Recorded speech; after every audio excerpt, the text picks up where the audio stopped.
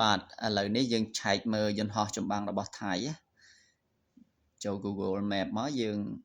វាយ search ពាក្យ Wing One Fitness Center វាយអញ្ចឹងមកបន្ទាប់មកវានាំយើងទៅដល់ឡើងទីតាំងហ្នឹងហើយយើង zoom មករៀងឆ្វេងដៃតិចមកឃើញហើយនោះមាន12គ្រឿងយើង zoom ចិត្តមកឃើញអញ្ចឹងយើងអាចដឹងពីទីតាំងដាក់យន្តហោះចម្បាំងរបស់ថៃ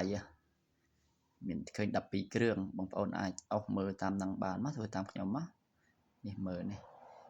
11កន្លែងនេះកន្លែងនេះមួយទៀតនេះបាទយើងគ្រាន់តែចង់ដឹងណាដោយសារ Google Map មានអីក៏លាក់ Google Map អត់ចិត្តដែរសំបីតែនៅក្នុងដីបាទឥឡូវនៅលើគោកអីមើលមិនឃើញបាទយើងមើលលេងទៅ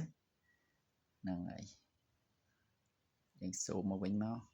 អូខេអញ្ចឹងអរគុណច្រើនអ្នកទាំងអស់គ្នា